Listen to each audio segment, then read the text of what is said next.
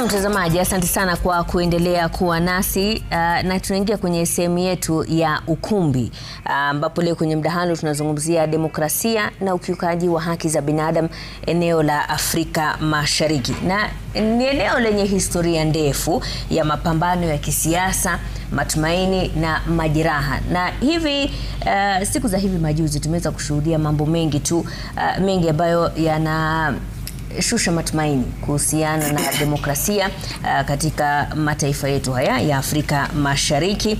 Na wakati huo huo tukiwa tunaangazia macho taifa la Tanzania, ambapo hii leo kuna baadhi ya mashirika ambayo yanaongoza sala za maridhiano, wakati ambapo naibu wa rais katika taifa hilo Emmanuel Nchimbi akisema kwamba Rais Samia Suluhu ametoa wito wa majadiliano na maridhiano.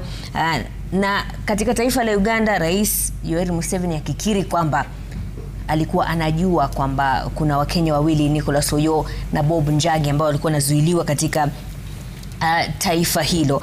Na wakati huo huo kuna baadhi ya viongozi hapa nchini wanaonekana kushabikia kwa Wakenya kutekwa na kuteswa katika mataifa jirani. Ili kuweza kuelewa tu mdahalo huu wetu wa leo na jinsi hali ilivyo, hapa studioni tuko na wageni wetu ambao watatusaidia katika kujadili mdahalo huu. Na tunaanza pale mwisho, tuko naye Evans Oduba ambaye ni katibu wa National Unity Platform Kenyan Chapter.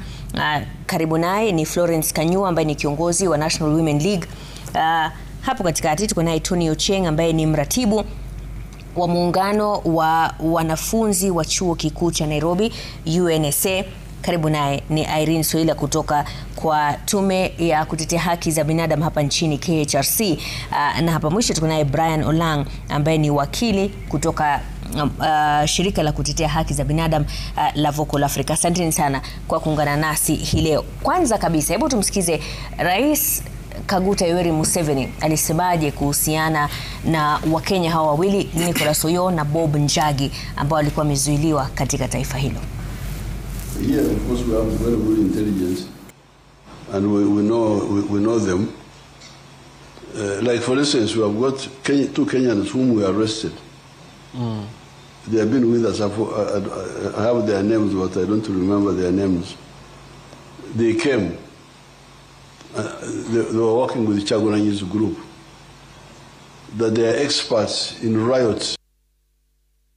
Naam, tuanze na hilo Evans, kwa sababu uko katika muungano huo wa National Unity Platform, labda unaweza kutueleza, ukimsikiza Rais Museveni akikiri kwamba alikuwa anajua kwamba Wakenya hao walikuwa wamezuiliwa, sasa hivi wamerejea nchini, kauli yake inakufanya uhisi vipi katika siku hizi zote ambapo nyinyi pamoja na Wakenya wengine walikuwa wanasisitiza kwamba hawa Wakenya wako nchini Uganda na wanapaswa kuachiliwa?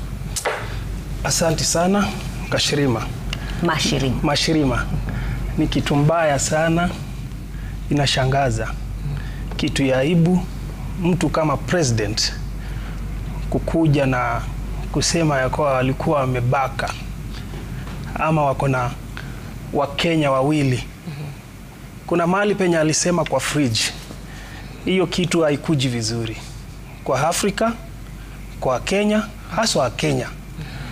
Kenya tumeonekana ni kama hatuna nguvu, na hakuna mtu yoyote ama wa serikali ambaye ashatoka kuhukumu jambo kama hilo. Wengine wanasema ni vizuri sana, tena wakipata wengine wabakwe. Lakini hiyo si jambo la kwanza kufanyika nchini Uganda. Hii sasa ni kutoa tu mfano, lakini kuna wengi ambao hatujui wako wapi. Wengi kutoka mwaka 2019 walianza na John Bosco Chibalama, hadi saa hizi hatujui ako wapi. Juzi hapo tu katika parliamenti ya Uganda walikuja na list ya wale watu ambao wenye wamebakwa, wamezuiliwa. Karibu 18. Na wakasema wako nao. Hadi saa hizi tunauliza wako wapi. Mfano kama John Bosco Chibalama, bibi yake ambao tumezika tu wiki ambayo imepita, wiki ijaisha. Huyu ni mama ambaye alikuwa kila siku analia, anauliza bwana yake ako wapi.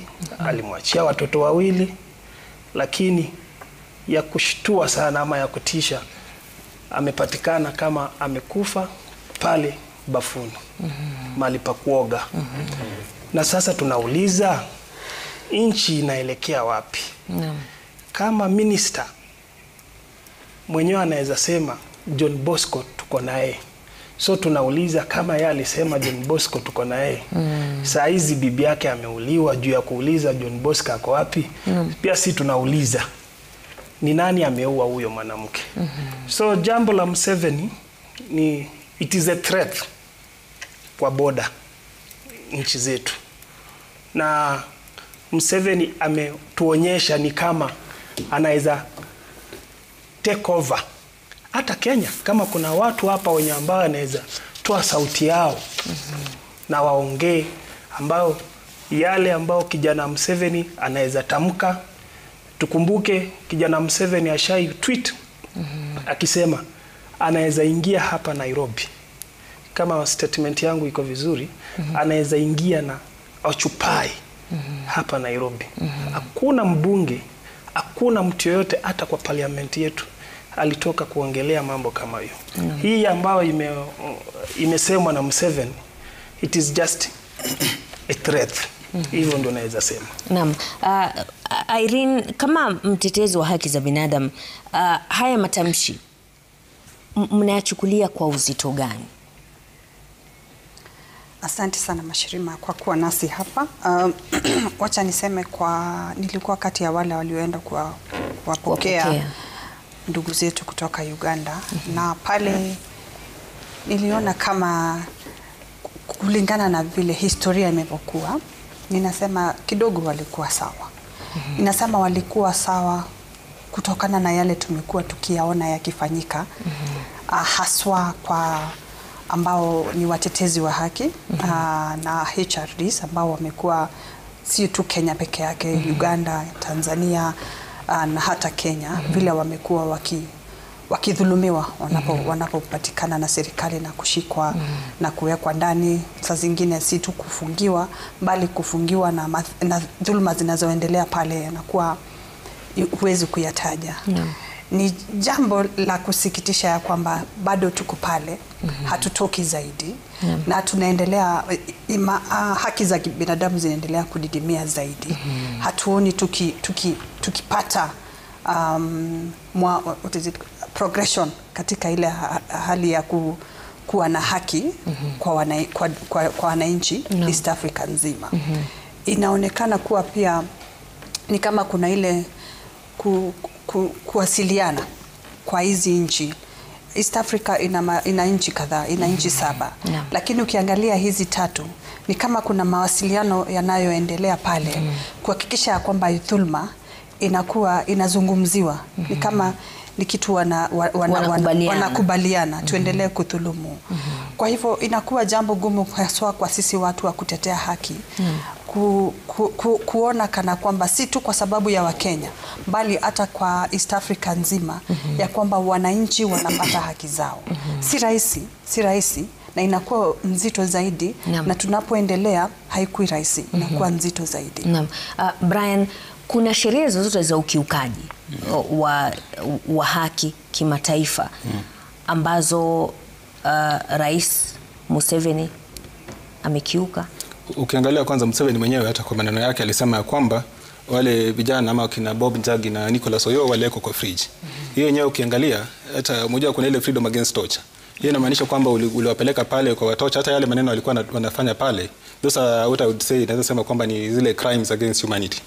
Mtu kama Museveni, yeye na hata tukiongelea pia Samia, pia ni wale watu wanafaa kuwa wanapelekwa kwa ICC.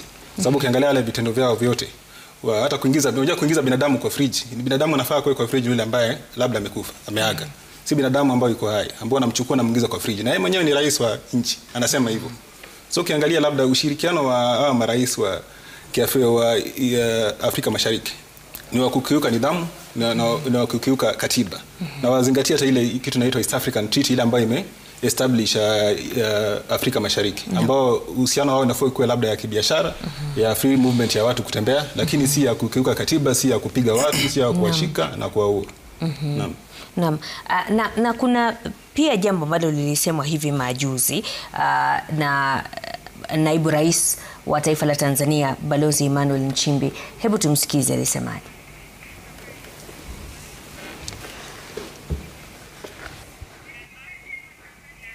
Rais Samia Suluhu Hassan amenituma niwahakikishieni kwamba nchi yetu ni salama na tulivu na iko tayari kupokea wageni wa aina mbalimbali kutoka duniani kote kwa mafanikio ya nchi zetu zote. Florence, yes. Ukimsikiza naibu wa rais wa Tanzania akiwa anasema kwamba Rais Samia Suluhu ametoa wito wa majadiliano na maridhiano. Je, hili jambo ni jambo la kushabikiwa ama linaonekana kama unafiki wa demokrasia? Kwangu mimi naona ni unafiki wa hali ya juu. Sababu ukizingatia yale Mama Suluhu mwenyewe amekuwa akisema, yeye amekuwa akisema kwanza aswa anatagi wa Kenya. Wa Kenya tutawaangaisha, tutawaondoa hapa. Na sasa hivi vile tunaongea, nimeongea na Wakenya wengi wenye wanasema hali yao sio nzuri Tanzania. Sababu wanafuatwa mpaka kwa hoteli, wale wamekuwa hosted na Watanzania kwa mambo masao, wanaenda kukamatwa kwa manyumba sawa wenye wamewahost. Kwa hivyo akisema hivyo mimi sioni ukweli kwa hayo mambo, ni unafiki tu ili watu waanze kutulia. Maana Mama Samia Suluhu matamshi yake, hata yale matamshi anatamka kila siku, ukimuona tu akiongea kwa vyombo vya habari, anaongea ni kama sio mtu ambaye ana utu. Mimi hata nimepigwa na mputaa sana kuona vile Suluhu anaongea sasa hivi, maana alipochukua uongozi mimi nilisherekea sana, nikasema sasa hata sisi kina mama tunaweza. Lakini ile mkondo amechukua sasa hivi imeleta kuonyesha dalili mbaya kwa wanawake, kwa uongozi na pia kwa Waislamu. Hapo ndio tumefikia na hali vile ilivyo Tanzania, sababu wengine wanauliza mama anaweza fanya hivi, alafu mwingine anasema tena sijui kama ni mama ama ni Uislamu.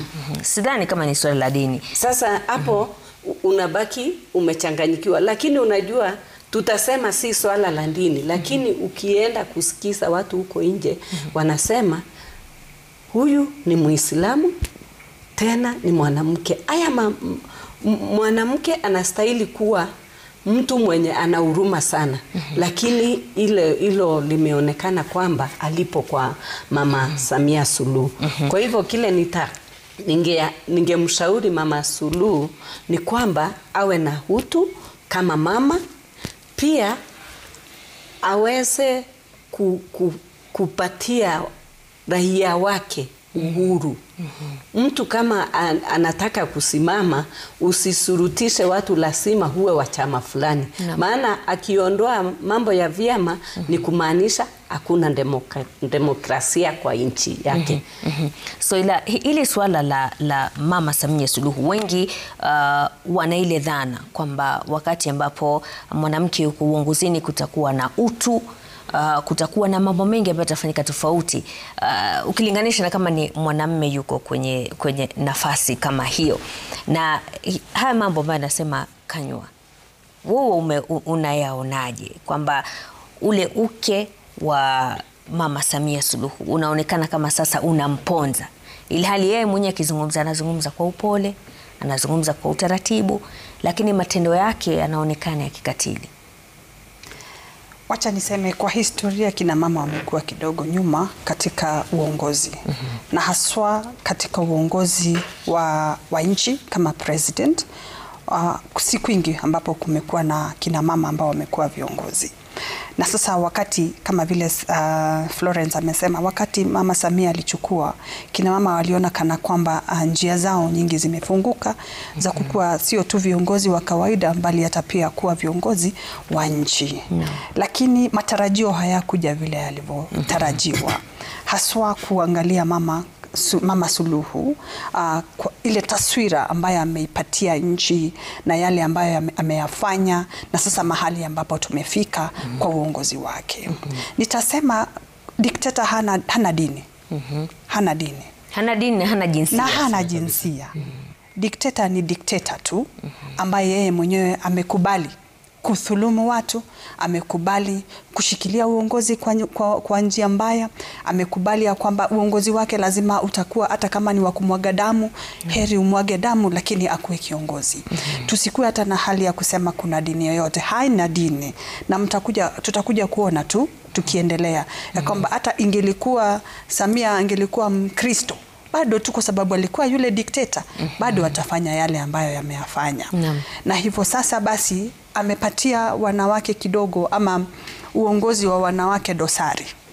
Ya kwamba ilikuwa na thibitisho kwa nini kina mama hawakupatiwa zile nafasi.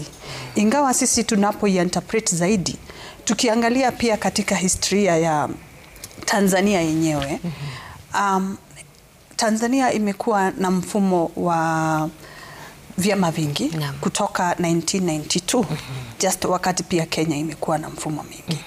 Lakini CCM ambayo ni Chama cha Mapinduzi ambayo imeshikilia uongozi kutoka leo, imekuwa katika uongozi kutoka 1961. Unaona, uongozi ambao wamekuwa wakishikilia, na si kwa sababu wamekuwa wakichaguliwa kwa njia ya usawa, kwa njia ya ambayo inaweza kuwa salama, free fair. Haijakuwa hivyo. Imekuwa kwa ukiangalia kutoka 2015 specifically nikikuelezea 2015 wamekuwa wakipata uongozi wao kwa ile njia ya inaitwaje, ni kama kwa njia ambayo sio huru na haki. Sio huru na haki. Na imekuwa si hoja. Unaona, ukiangalia yale ambayo Suluhu amefanya na akaja akakuwa kiongozi leo, haijaanza leo na yeye. 2015 Zanzibari, wakati uchaguzi wa Zanzibari ulienda vivyo hivyo, na hata presidential election ikakuwa nullified, na baada ya kukuwa nullified wakaweka ingine tena, ambapo yule ambaye alichukua uongozi alisemekana alichaguliwa kwa 90% wale waliopiga kura. Kumbuka wametoka kunullify, na opposition ambayo ilikuwa wakati ule wakasema sisi hatutohusika. Lakini hata baada ya kusema hawatahusika, bado walisema yule aliyeshinda alishinda na 90%. The same hiyo tu tabia ama hiyo spirit yenye walikuwa nayo pale Zanzibari 2015 ndio wameleta wakati huu. Lakini sasa wakati huu tena wakaongeza zaidi, wakasema amepita na 98%. Pengine alitoa tu pengine wale waliokufa, kwa sababu ingeliwezekana pengine angesema 100%. Unaona? So ni jambo la kusikitisha kama wananchi. Tony, wewe kama kiongozi wa vijana katika chuo kikuu cha Nairobi, haya mambo unayachukuliaje? Manake tumeona mfumo ambapo vijana sio tu hapa Kenya bali Afrika na duniani unawaona wanajitokeza na wanapigania demokrasia ya nchi zao. Ukiangalia jinsi hali ilivyo katika taifa la Tanzania haswa, wakati maelfu wameuawa, bado hatuna takwimu halisi ambazo zimetolewa, lakini zile taarifa zinazotoka Tanzania ni kwamba vijana wanajitokeza kutetea taifa lao, lakini wanauawa kwa njia za kikatili. Je, hili jambo la vijana kujitokeza ni kwamba kuna ulegevu wa wazee ama vijana sasa ndo wanaweza kusema ukweli? Asante sana Mashirima. Vijana ndiyo nguvu ya demokrasia. Na zile vitendo ambao zimekuwa zikifanyika hata hapa nchini yetu, tukiangalia kwa yale yaliyotendeka mwaka jana, tukiangalia pale Tanzania ile iliyotendeka kwa hii uchaguzi wa kimataifa, tunaweza sema ya kwamba kuna progress yenye tunapata kidogo, because wale vijana wa Tanzania wanaangalia vile vitukio vinavyofanyika huku Kenya na wanachukua notes kulingana na vile wanafaa wafanye. Vijana wangependa sana kuhusika kwa mambo ya uongozi na make decisions, lakini wanakosa nafasi. Kwa hivyo wakikosa nafasi pia hawanufaiki hata kidogo. Ndio maana unaona ile njia ambayo yenye wanaweza tumia kusikika ni kwenda kwa barabara, kuchoma gurudumu kwa barabara, ila wasikike na wale ambao wako kwenye uongozi. Kumekuwa na trend hapa East Africa ya viongozi mbalimbali, na ungedhani kuna mashindano kisiri ya nani ni dikteta kushinda mwenzake. Ukiangalia majirani hapa kando yetu, ile ambayo mama anafanya hapo Tanzania, ukiangalia Uganda ile ambayo Rais Museveni anafanya, na hata sasa inakosea tena wa Kenya heshima, kwa sababu ukiangalia sio watu wa Uganda peke yao sasa wanakuwa abducted. Imevuka mpaka. Tunapata hadi wa Kenya wanashikwa na wanakubali tulikuwa tumewashika huko Uganda. Hii mambo ilipotokea, waziri wa masuala wa nje alipiga simu huko Uganda na wakasema hawana hao wa Kenya. Sasa after wameweka pressure na United Nations pia wakapiga masimu hapa na pale, ilibidi rais mwenyewe atoke nje na aseme yenyewe ni sisi tulikuwa tuko na wao na tumewatoa. So ukiangalia tena diplomatic relations katika East Africa na venye viongozi wanafanya mambo yao hapa, inakuambia ya kwamba sisi kama wa Kenya wenyewe ile heshima ambayo tulikuwa nayo kitambo. Unajua majirani na watu wa Uganda walikuwa wanaona Kenya kama majuu. Sasa hizi hiyo heshima imeenda. Unaweza ingia Tanzania ushikwe na uwekwe kwa jela na hakuna kitu yenye Kenya itafanya. Unaweza ingia Uganda ufanyiwe hivyo na kuna kitu viongozi wetu watafanya. Kwa hivyo haya matamshi ya Mama Samia Suluhu ni kama tu ni tashbihi ya kejeli tu. Naam. Tukisalia hapo labda Olang unaweza kutusaidia kuelewa katika utawala ambao umepita wa Rais Kenyatta, hayati Mzee Kibaki, na pia wakati wa Moi, kumekuwa na malalamiko ya ubaguzi wa Wakenya, haswa wafanyabiashara, madereva wa matrela ambao wanaingia Tanzania, kwamba wamekuwa wakiteswa. Lakini sasa hivi tunaona hata makubwa zaidi. Na ni kuwa labda unaweza kutueleza ni kwamba diplomasia yetu kama Kenya ni dhaifu, ama ni wale ambao wanakalia hivyo viti hawana ile nguvu ya kuonyesha kwamba Kenya ina sauti. Kenya ndio taifa ambalo linaheshimika katika eneo hili la Afrika Mashariki. Nadhani kwamba ni viongozi tulionao. Ukiangalia kama mtu kama Cherargei, yale maneno alisema jana, akisema kwamba ati Mkenya yote akishikwa kama ni Tanzania ama Uganda afinywe alafu arudishwe alafu ammalize. Hayo ni maneno yeye mwenyewe alisema. Na namnukuu yale alisema. So ukiangalia labda ukienda sasa hivi ukivuka ukienda Uganda, kama huo ni seneta wako mwenyewe anazungumza hivyo, kiongozi wako anazungumza hivyo, yale yatakufanyikia ni mabaya. Kwa sababu ukiangalia sisi hakuna ile tunaweza sema kama ni pride kwa Mkenya. Ukiangalia viongozi tunaowachagua ni viongozi ambao wajivunii kwa Wakenya, na waelewi kwamba ukiangalia kipengele cha kwanza cha katiba inasema kwamba sovereignty belongs to the people. Na wale ambao wako pale, wale viongozi wetu wako pale kwa delegated sovereignty. Tumewapatia ile tu kwa muda tu, kwa sababu tumewapatia kama viongozi wetu. Na yale wanafaa kuwa wanazingatia maslahi yetu wakati wowote ule. Si kusema yale maneno Cherargei alisema. Sasa tukikuwa na rais yule ambaye akisema kwamba kama uko na watu wangu tafadhali warudishe. Kama umefanya hivi na hivi tukujia. Ukiangalia kuna wakati pia ukikumbuka kitambo Idi Amin aliyekuwa rais wa Uganda, kuna wakati alikuwa anataka kuja kuchukua territory ya Kenya na Moi alikataa hayo maneno, na uliona alituma watu pale na karudisha askari wa Uganda nyuma. Sasa bila uongozi mzuri tutaendelea kuwa na mashida yote, kwa sababu ukiangalia wakati wa Moi at least kulikuwa na issues kidogo, hata wakati wa Kenyatta, lakini ilipokuwa wakati wa Uhuru alafu sasa hizi wakati wa Ruto sasa umekuwa mbaya zaidi. Naam.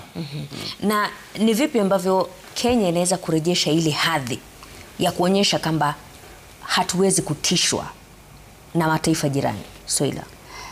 Jambo la kwanza tuangalie sana haswa ni kwa nini kuna mambo mengi ambayo yanachangia sana. Kwa nini diplomasia yetu kidogo imeenda chini?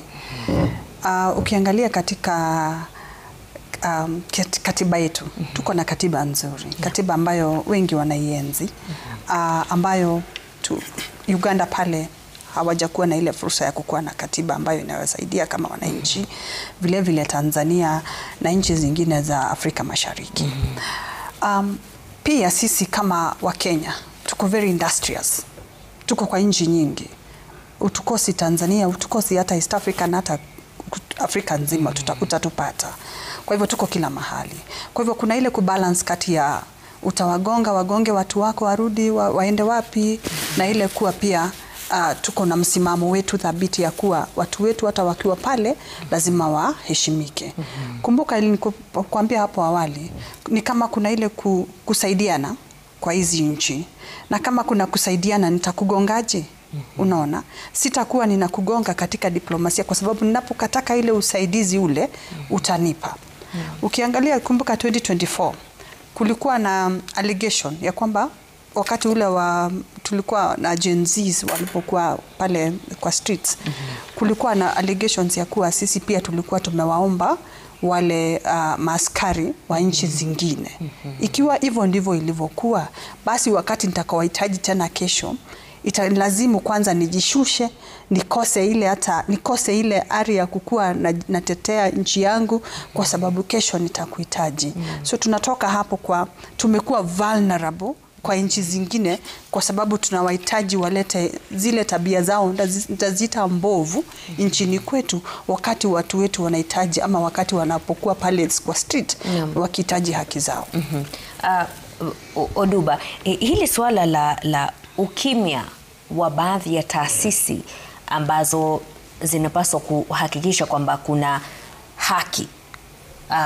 Ukiangalia kama Tanzania, uchaguzi unafanyika lakini kuna ukimya, ama unaona baadhi ya viongozi wanatoa pongezi hata kabla wale waangalizi wa mashirika wanayosimamia hawajatoa ripoti zao, kisha inaonekana kama aibu kwamba waangalizi wanasema uchaguzi haukuwa huru na haki, ilhali viongozi wanaoongoza taasisi hizo tayari wametoa pongezi kwa yule ambaye ameshinda. Huu ukimya wa hizo taasisi una hatari gani katika demokrasia ya Afrika Mashariki? Asante sana. Kitu yenye naweza sema ni kuogopa. Ni kuogopa mimi nitaonekanaje. Hiyo kuogopa ndio imetuletea shida. Ndio kwa maana unaona hata hiyo kitendo yenye ilifanyika juzi, watu waliogopa kuongea, akijua nikiogopa ule kama ni rafiki yangu atanionaje, nikiongea atanionaje. So hiyo kimya ni kitu mbaya sana. Juu sasa watu wangeongea ama wangekuwa wanatoa sauti, ingekuwa mzuri sana kufungua macho ama akili ya watu wengine. Nilikuwa nasikia mandugu zangu hapa wakiongea. Ni jambo la Bob Njagi na Nicholas Yoyo limefungua Wakenya macho. Lakini nataka kuambia ndugu zangu, sisi ambaye tumelelewa pale Lake Victoria, hiyo imekuwa mtindo kila siku. Maskari wa Uganda wana cross hadi huku Kenya, wanabaka watu wetu, wanalishwa samaki mbichi. Watu wamenyamaza, haongei au mambo. Nimeshtuka sana kusikia Bob Njagi na Nicholas Yoyo kama ndio platform. Kumbe tuko na vituko ambayo dikteta na kijana wake Museveni ambao wamefanya hata huko barini. Saizi enda Lake Victoria, hakuna mtu ambaye anakubaliwa kuvua samaki kutoka huku Kenya kukrosi huko. Ukishikwa unapelekwa Uganda. Ni wengi wako huko. Babangu sasa ni mvuvi.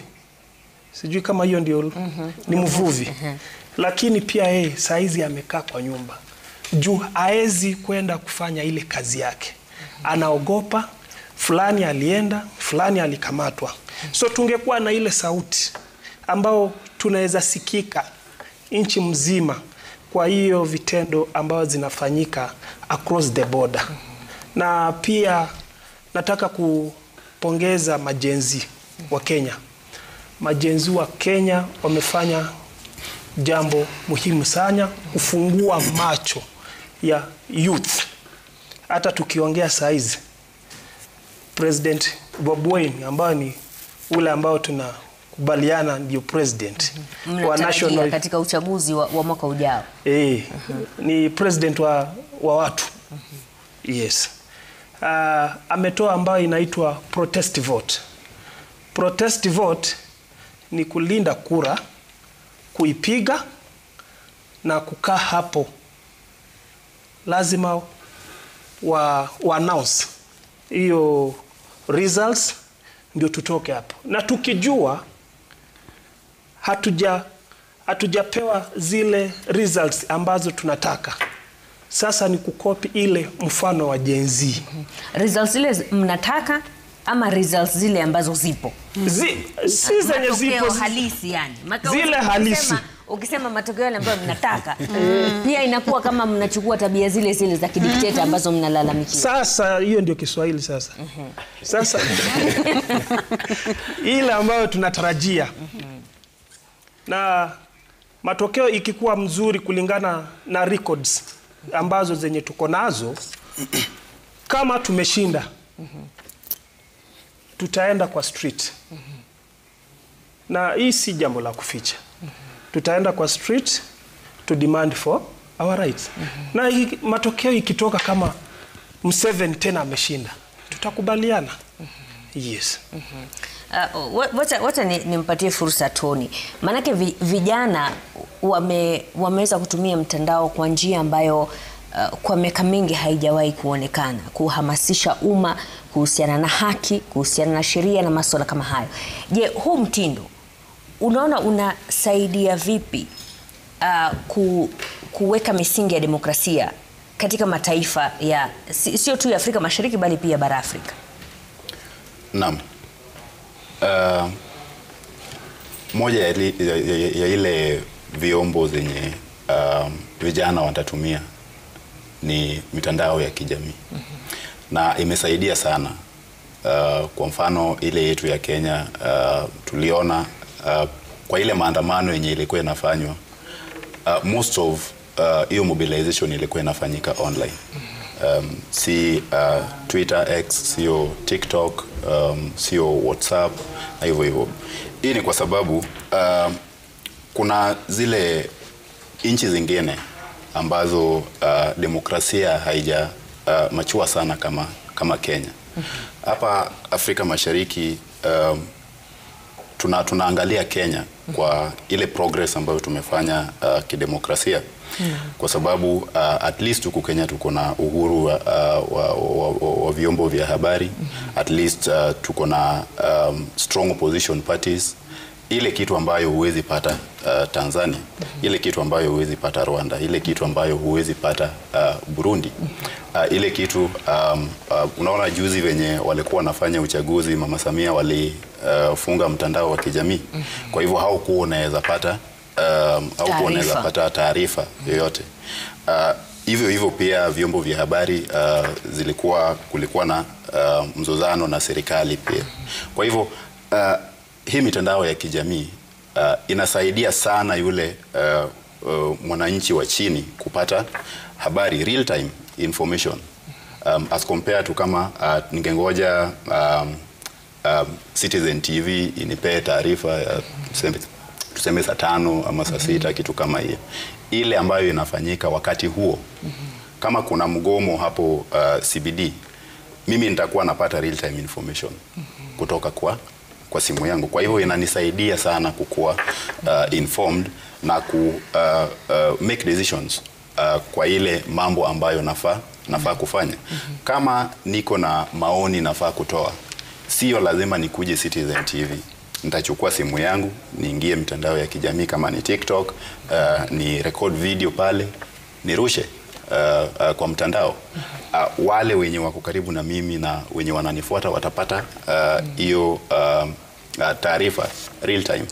Kama niko na jambo linalonitatiza sana, naweza chukua simu yangu niingie pale X, ni type, alafu nipeperushe pale.